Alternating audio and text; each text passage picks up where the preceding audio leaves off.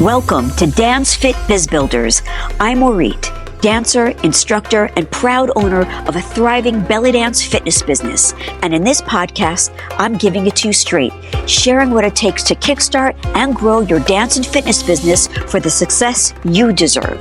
Whether you're a seasoned instructor, a passionate performer, or dreaming of turning your love for dance and fitness into a thriving career, you're in the right place. Lace up those sneakers and pull on those dance shoes and get ready for truth smacks, tips, and inspiration. Let's do this. Hey there, and welcome to episode 43 of the Dance Fit Biz Builders podcast. I'm Orit, your host, and thank you so much for coming back to the show. So today we're diving into something that might sound a little nerdy, but trust me, it's a game changer, and I am still learning to do this as well. We're talking about CTAs. That is call to action. This is what calls people to take action to buy your product, your service. Yeah? And these are buttons. There can be hyperlinked sentences or words that can live on a landing page, in an email, or on your social media post, okay?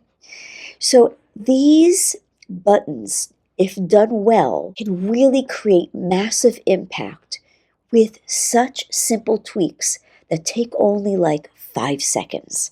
But it starts with a little mindset shift.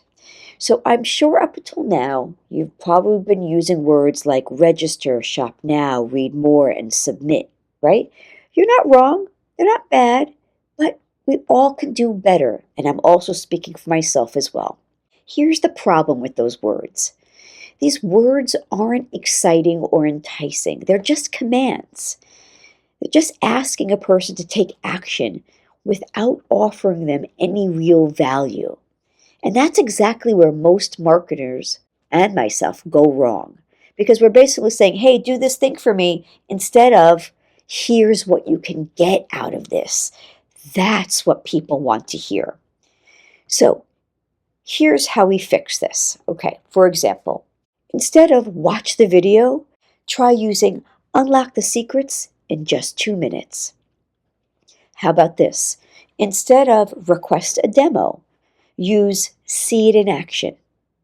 Or instead of shop now, say elevate your dance style. So you're showing the benefit on the button. Because guys, people move fast. So your button needs to instantly communicate, here's what you'll get. All right, here's a few more examples.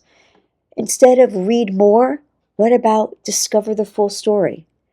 Or how about instead of subscribe, how about get exclusive membership or exclusive updates? It's also important to know that your words don't have to be short. They can be full-on sentences as long as you clearly communicate the value. All right, how about writing them in first person, right? So framing it in a way that they want to do it. So for example, instead of register, say save my spot. Or instead of buy now, say yes, I want my 25%. And here's why this works. Because when people see a button that's written in first person, it feels more personal. It's like a mini internal conversation, if you will. And that little psychological shift will make them more likely to click. Okay. I also want to talk about elevating it a little bit more. How about reinstating the offer? So in your email, in your caption of your social media post, let's say you talk about getting free classes. On the button, say, I want free classes, like reinstate what they're going to get. Or I want my free assessment. Or get my free class now, or get my free on-demand video now, right? That little change can make a massive impact just by reinstating what you said in your email or your post on the button. Now let's go a little bit more beyond the button and let's go around the button. And I'm going to talk more about those people who use landing pages. Why? Because we have a little bit more room to use a little bit more design. What about using social proof underneath or around your CTA button. So how about a picture or a testimonial of a student or something? Something like them saying, I increased my strength in 3 weeks, or I was able to do a full-on shimmy in 4 days. So something with social proof to sort of like give it a little zhuzh around that CTA button, sentence, or hyperlink. All right, folks. So I know we talked about a lot, so I just want to give you a little recap.